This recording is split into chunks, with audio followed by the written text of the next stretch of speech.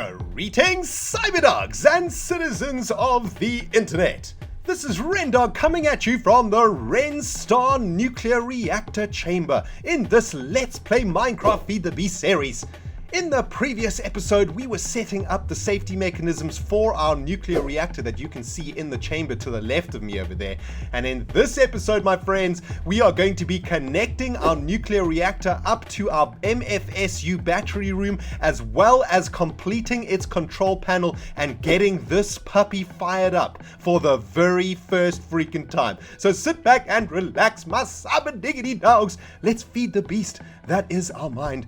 Well, my cyber diggity dogs, I hear some of you out there saying, Ren diggity dog, what in the jazz is in your paw right now? And guys, this thing is known as an electric wrench, and it is basically an upgrade from the wrench that we've been using throughout this series. To make this thing, you just need some steel plates, an electronic circuit, and an RE battery. And the reason that I made it is that now that we're working with much more advanced machinery, and we have this sweet-ass advanced nano chest plate, there's absolutely no reason why all of our tools can't be powered tools. So I've just upgraded our wrench to an electric wrench, and that is what this is used for. It's used to turn around, to turn machines around, to make them face different ways, to be able to take machines apart without breaking them. For example, taking down a nuclear reactor, you can do so with a wrench without breaking the whole thing. So it's a very, very useful tool. But guys, since the previous episode, I've been hard at work on the reactor chamber over here, and as you can see, it is looking pretty freaking awesome. This door over here is actually called a reinforced door,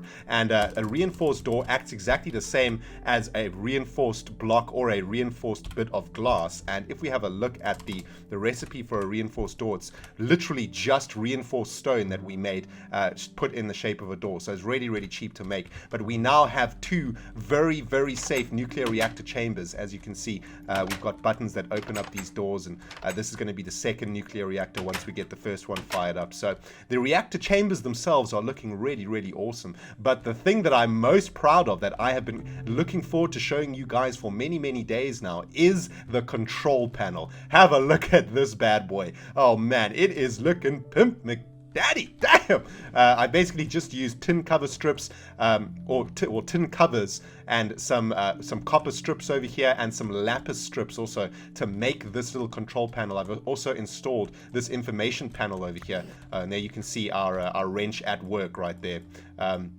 And this information panel is going to basically be the thing that tells us everything about our nuclear reactor.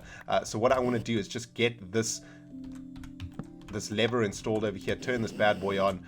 Yeah, that electric wrench, man, it literally like undoes anything that you make. So if you make one of those things, man, make sure that you don't hold it in your hand all the time, because this kind of jazz happens.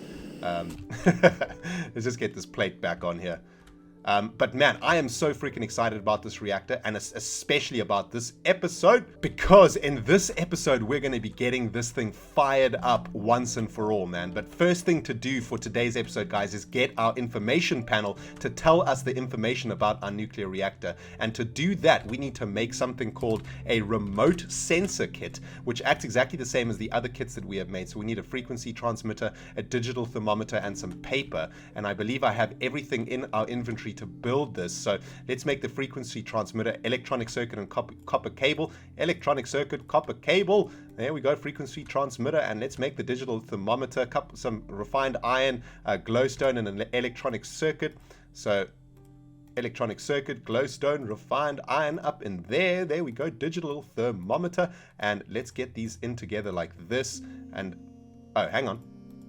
There we go. Remote sensor kit. Now what we're going to do is head over to our nuclear reactor, right click on this puppy, kaplam, and that is going to give us a reactor sensor card, or sensor location card, and that's going to tell that information panel everything about our nuclear reactor. You guys can also see that I encased it in some reinforced glass too. This is literally just for looks, man. I think it looks absolutely pimpin'. Looks really awesome with all that glass around it. So let's head over to our industrial information panel and install our reactor sensor location card, kaplam, and these are the options that we have. Let's call this nuclear reactor alpha, because we're going to have a beta too. We'll have the on and off status, we'll have the heat level. We don't have to have max heat, although I am interested to see what the max heat is. melting temperature. Let's just have a look at what those are. We'll keep the output and the time to cycle end. That looks pretty sweet. And did I not? Oh, it looks like I switched the redstone thing in the wrong direction. There we go. All right, so nuclear reactor alpha, we now have all the information for this particular reactor. At the moment, its temperature is 0. Its max heat is 10,000. Its melting point is 8,500. And its output is 0 EU at the moment, obviously, because it's not running. And it also shows us that it's off over there, which is really sweet. All right, so let's get rid of max heat and melting temp. We don't need that information, I think. We do need all of this other stuff though. Yeah, that looks awesome. Let's just get this cover plate back like so. There we go. And now that we know that the melting temp is 8,000, why don't we set our thermal monitor to, shall we say half that? Yeah, let's set it to half that. So at 4,000 degrees, our thermal monitor switch is going to kick in and actually turn off our reactor in case things start to go really, really bad. So that's looking pretty good right now. There we go, guys. That's looking excellent. Now, the next step in today's episode is connecting this nuclear reactor up to our battery room. Basically, we want to connect our MFSUs over here to our nuclear reactor so that we can actually store the ridiculous amount of power that we are about to generate. And I don't want to get the nuclear reactor running until everything is set up.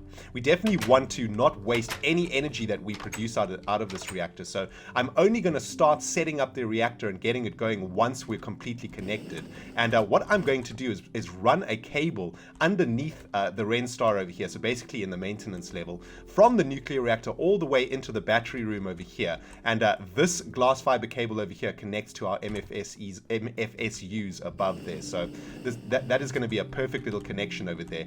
Now, the thing that we have to remember is that the power output coming out of this nuclear reactor is going to be something like 320 EUs per tick, which is high voltage, and that means that we need to convert that voltage to medium voltage so that we can actually store it. So what we are going to be doing is crafting a few voltage transformers. Number one, we're going to be starting with an HV transformer, a high voltage transformer. This bad boy is going to transform the ridiculous amount of power coming out from the reactor into a power supply that we can store in the MFSU. And to craft an HV transformer, we need an electronic circuit, an MV transformer, some insulated HV cables, and an energy crystal. I've got all of that jazz in my inventory right now, so let's get this bad boy crafted. An MV transformer goes over there and an energy crystal goes up in here, and we will make for ourselves an HV transformer. Kaplam! And to make the MV transformer is actually really easy. You just need insulated gold cable and a machine block.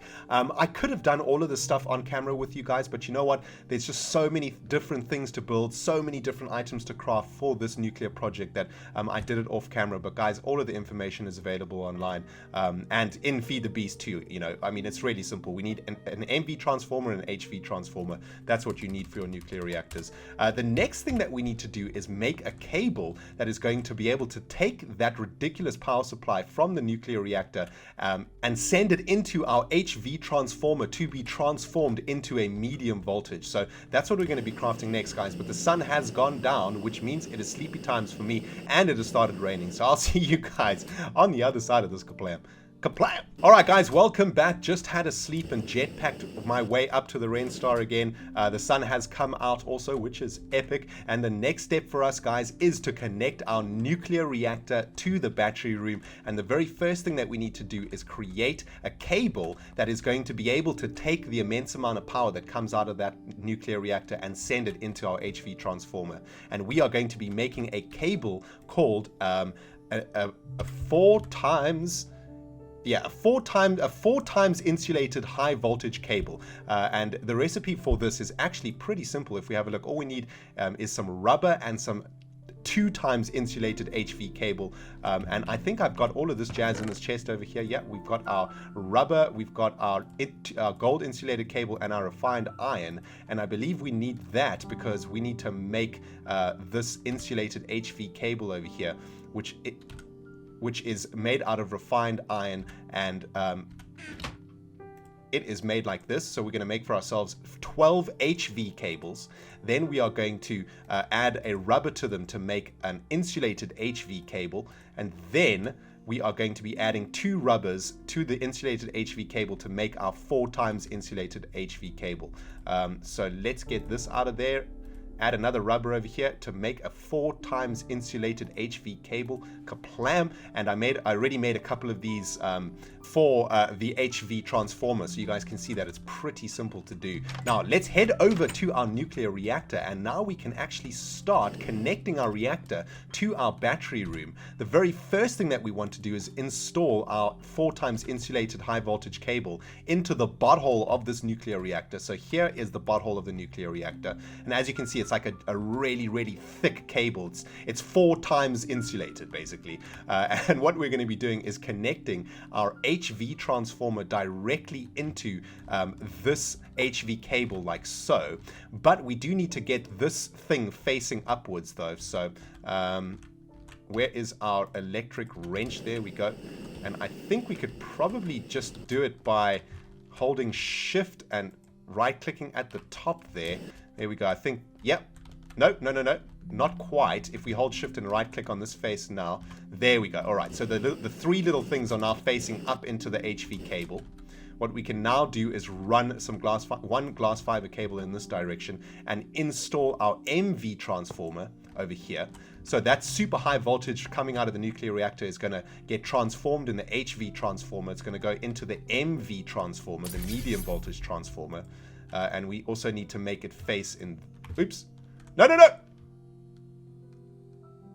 Alright guys, welcome back. Damn son, that golem sucked up that MV transformer before it even hit the freaking ground. But yeah, our golem system's still working absolutely beautifully. But anyway guys, let's try get this bad boy installed. This thing is facing in the wrong direction. I'm gonna hold down shift right click. There we go. So the 3 little holes are facing in the direction of the HV transformer. That is perfect. Now what we can do is run our line of glass fiber cables from our MV transformer all the way into our MFSUs in the battery room, and this is now connecting up our nuclear reactor to our power plant room, or our battery room rather. So here we go, bam! Alright, so MFSU is now connected to nuclear reactor, and the power is going to be transformed quite nicely underneath here and out of sight, so we don't have to see those machines. So that is very awesome. Next step for today's episode, guys, is to actually get this nuclear reactor fired up. And if you aren't excited about that, man, then I don't know what is wrong with you. But right now, we are about to make some nuclear freaking power. So let me break it down for all you cyber diggity dogs how exactly this nuclear reactor is going to be working. We are going to be inserting nuclear material into this reactor in the form of uranium cells. Those uranium cells, the power coming from those uranium cells, is going to be converted into energy that we can store in our MFSU batteries. Now, as those uranium cells are generating energy, they are generating a ridiculous amount of heat. So we need to create components that we are going to be installing into our reactor that are going to dissipate that heat. And as those components are dissipating the heat, we need to make sure that they themselves do not melt. So we're going to be installing other components to ensure that the components that are dissipating the heat of the reactor core are themselves being heat dissipated by other components. And that, in a nutshell, is how a nuclear reactor works in Feed the Beast. Now, it sounds ridiculously complicated, and it is quite complicated, but I will say that the most difficult part of this entire task is actually gathering all of the materials to get this done. Now, I've already done all of that jazz, so you guys don't have to sit through me running around the Cyberlab storage warehouse collecting all of this stuff. But the things that we are going to need to get this nuclear reactor up and running are the following: an overclocked heat vent, which looks a little something like this. And an overclocked heat vent literally dissipates heat out of the entire reactor itself. That is what its purpose is. We are then going to need a component heat vent. And as the name suggests, the component heat vent dissipates heat from the components in the reactor. So for example, it dissipates heat from the overclocked heat vents. The final bit of a component that we're going to need for the reactor is the component heat exchanger. And what the component heat exchanger does is it balances the heat throughout the entire reactor chamber. Now, the final part of the cooling process for a nuclear reactor is something called a 60K coolant cell. And what a 60K coolant cell does is add a place for all of that heat to dissipate to. Now, using overclocked heat vents, a component heat vents, component heat exchangers, and 60K coolant cells, we are going to be able to create a stable component structure for our nuclear reactor.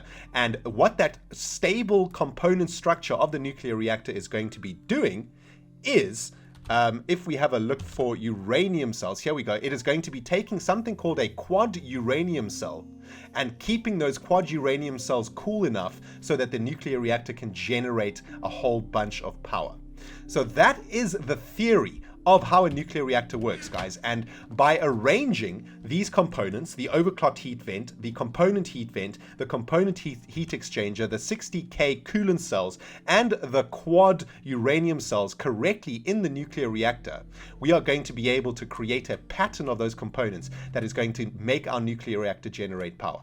So what I'm going to spend the next probably 15 minutes or so doing, guys, is actually creating all of these different components. I'm going to start with the overclocked heat vent, and as you can see by the recipe, it needs gold and it needs a reactor heat vent, and for that we need dense copper plates and a heat vent which needs refined iron and iron bars and so on and so forth. There is an insane amount of stuff that we actually have to build, but I'm gonna go off camera, guys, get all of these components built, and once they are all built, we will head over to the nuclear reactor and arrange them correctly in the reactor to make that bad boy start producing power. So I'll see you on the other side of this kaplam, my cyber diggity dogs.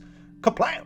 Alright, Cyber Dogs, welcome back to the machine room of the Cyber Labs, and I have come down here for the final step of component preparation for the nuclear reactor. I've just finished creating all of those components required to get our reactor fired up. I'm going to show you guys all of that in a moment, but we are down here in the machine room for the final step of the nuclear project, and that is creating the fuel cells that are going to be charging up our nuclear reactor. And these fuel cells are known as quad uranium cells. And basically what we are going to be doing is shoving this uranium ore that we've managed to collect via our numerous quarries underneath the Cyber Labs. We're going to be jamming that uranium ore into an empty cell using a machine called an automatic canning machine. And an automatic canning machine is actually really easy to make. Let's have a look at the recipe quickly so you guys can see. To make an automatic canning machine, you just need a conveyor module and a canning machine, and to make a canning machine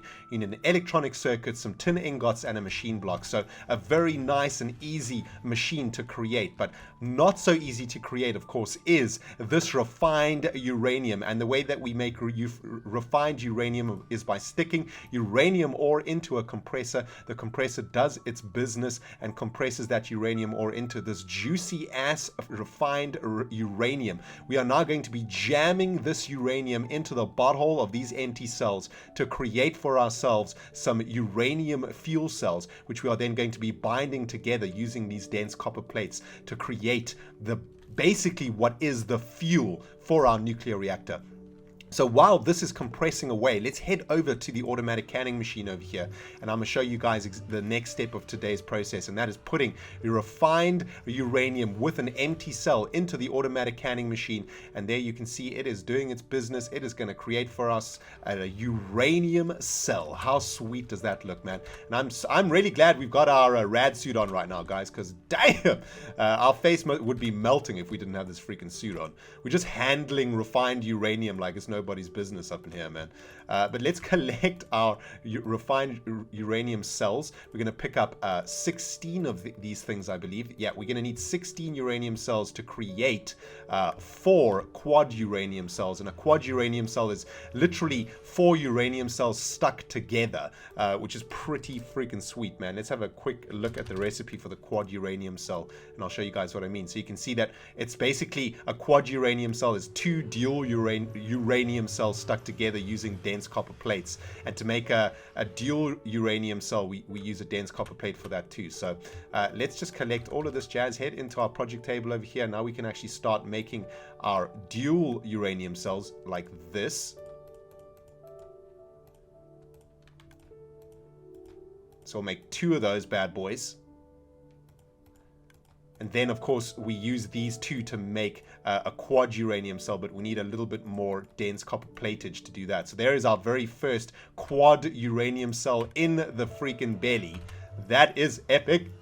All right, cyber diggity dogs, welcome back. I have just finished crafting the 4 quad uranium cells required to get our nuclear reactor fired up. Can I please get a very freaking nuclear reactor 5 right now?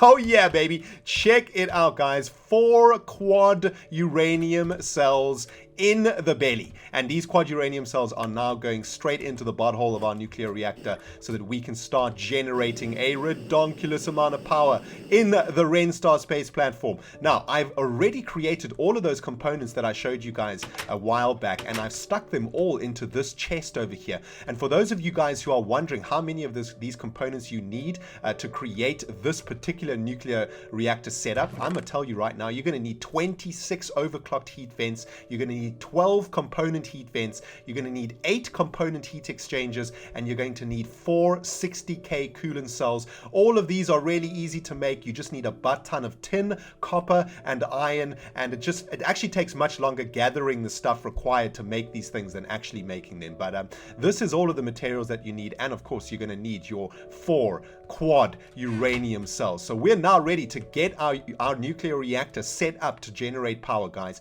We just got to make sure everything is set up correctly. Our thermal monitor over there is set correctly. The torch, the redstone torch that turns on the reactor, is currently not in its slot, so the reactor is currently off. We've got our HV cable going into the HV transformer, going into the MV transformer, heading off into the MFSUs. So we are now ready to configure our reactor, and the configuration of the reactor is going to look a little something like this.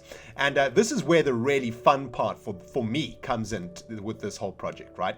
So what we're going to be sticking up in here is our quad uranium cells. These quad uranium cells are going to be generating a ridiculous amount of heat, and that heat is going to be what is generating the power out of our nuclear reactor.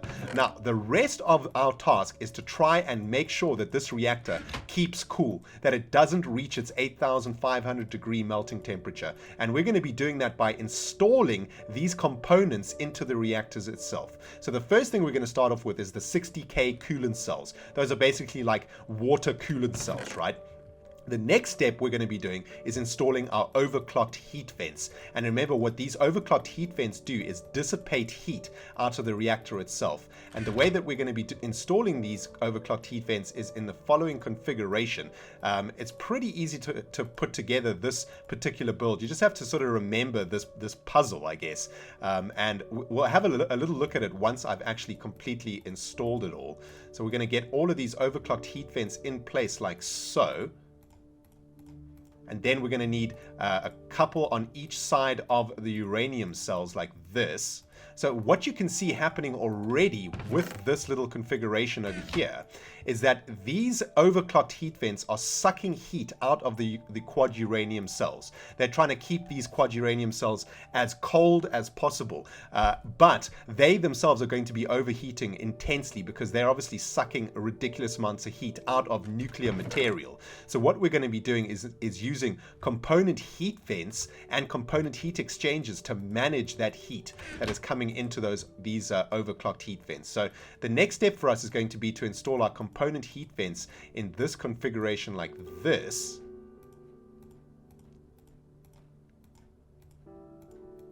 So basically the heat is getting pushed out of the nuclear reactor like this via these component heat vents, right? And the last thing that we need to install is our component heat exchangers. And what these heat exchangers are going to be doing is controlling the temperature within the reactor itself. So each of these component heat vents, you can see, is connected to 4 overclocked heat vents. So the heat that is dissipating via the overclocked heat vents is going to be managed by each of these component heat exchangers. and so the heat is going to be dissipated evenly throughout the reactor chamber itself. So that is the basic setup for this nuclear reactor chamber. Now, this particular build, I've done the research, I didn't come up with this, but this is supposed to be an incredibly safe and incredibly stable setup for a nuclear reactor. It may not be able to generate as much power as other setups will generate. However, this particular setup is a safe and stable setup. So, well, we don't actually know if it's safe and stable until we fire it up, guys. So our component setup is now complete within the nuclear chamber, and the only other step we have left is to actually fire this bad boy up, and that involves sticking in the pin, I guess, into the reactor to turn this bad boy on.